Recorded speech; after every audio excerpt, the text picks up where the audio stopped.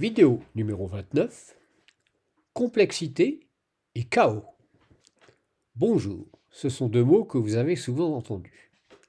Aujourd'hui, nous précisons un lien entre ces deux notions, c'est-à-dire qu'en certaines circonstances, la complexité engendre le chaos. De cette banalité résultera une conclusion peut-être moins évidente, à savoir que le scientisme ne sera jamais favorable au progrès technique, quel que soit le niveau de développement acquis dans le futur, par quelque espèce pensante que ce soit.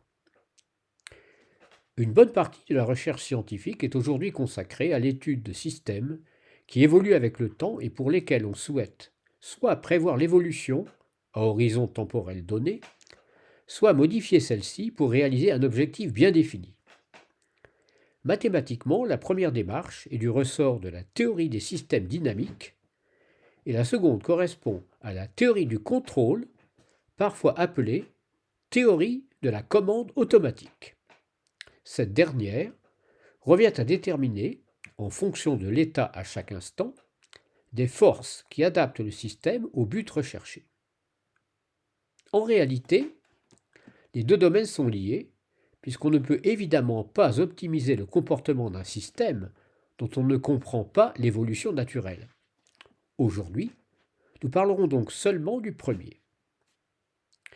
Il existe d'excellentes vidéos, bien plus détaillées que celle-ci, sur le lien entre la complexité d'un système mécanique et le caractère prévisible ou instable de son évolution temporelle.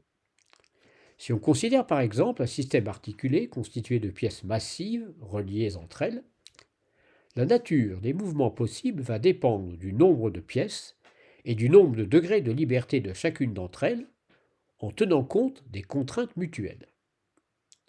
On sait ainsi que le mouvement d'un pendule simple est stable et prévisible, c'est-à-dire qu'une petite modification de position ou de vitesse initiale a peu d'effet à court ou moyen terme sur l'évolution du système, qui est toujours périodique en l'absence de frottement.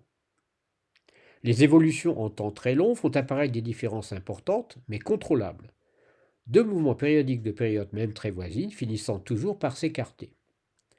Alors que pour un système formé de deux pendules couplés, ce qu'on appelle un pendule double, on observe déjà le fameux effet papillon typique du chaos, à savoir que les perturbations extrêmement faibles peuvent engendrer des écarts incontrôlables en temps assez court. On parle d'instabilité. La notion de complexité aurait besoin d'être définie de façon précise pour donner un sens à la phrase « complexité entraîne chaos ». Mais ici, nous n'entrerons pas plus dans les détails et garderons au concept son caractère intuitif. Quant au chaos, il s'oppose grosso modo à l'ordre et à la symétrie. Et là, cela devient compliqué car la notion d'ordre n'a rien d'intrinsèque et celle de symétrie est également multiforme. On peut le définir, pour faire simple, comme un désordre imprévisible et incontrôlable. Quelque chose frappe tout de suite lorsqu'on confronte l'idée d'instabilité des systèmes complexes à la réalité de la nature.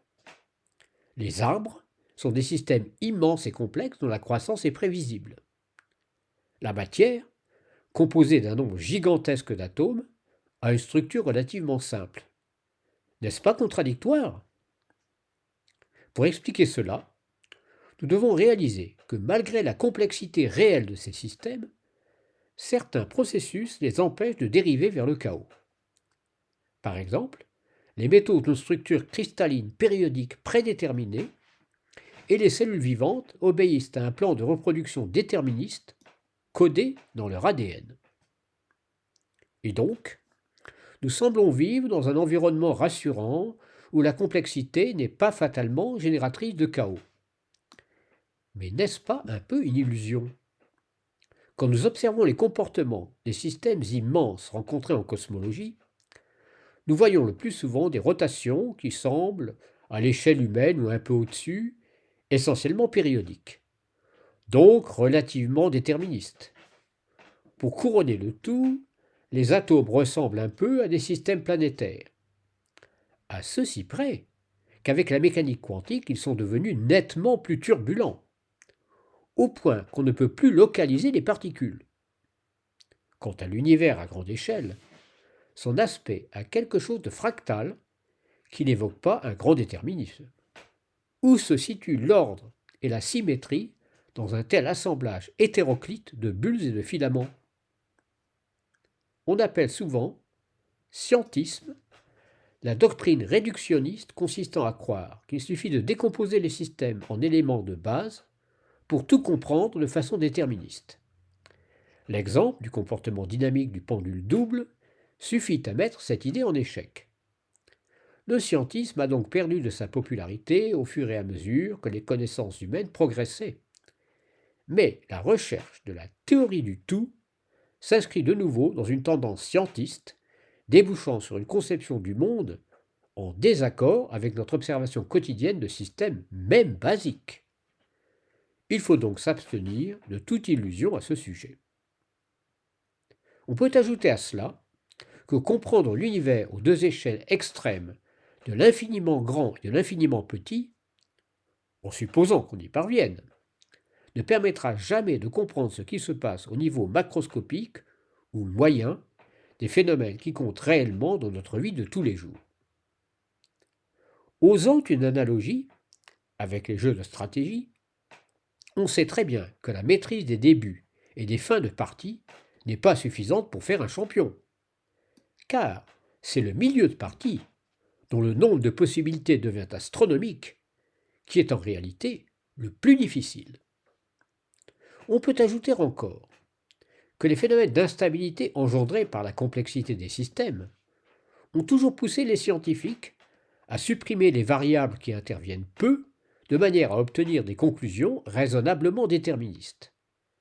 Mais il faut alors toujours confronter les résultats à la réalité en fin de parcours.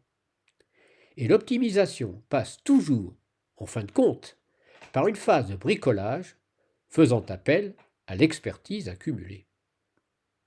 En conclusion, les idéologues ne pourront jamais remplacer les techniciens et leurs connaissances durement acquises par la méthode des essais et des erreurs, quel que soit le niveau atteint par la connaissance scientifique. Et la théorie du tout sera, au mieux, une construction artistique dont la beauté n'aura d'égal que l'inutilité.